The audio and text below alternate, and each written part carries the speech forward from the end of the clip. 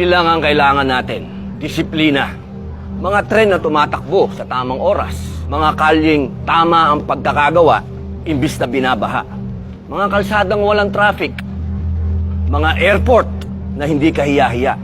Pulis na di kriminal, bagkus nanghuhuli ng kriminal. Mga public servant na hindi nangaapi, kundi nagsisilbi.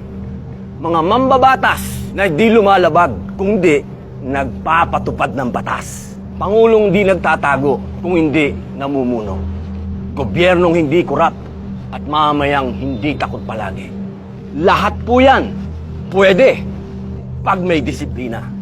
Aanhin natin ang tuwid na daan kung tinutuntun lamang ng iilan. Tigilan na ang kalokohan. Ang walang disiplina, disiplinahin. Disiplina Duterte para presidente.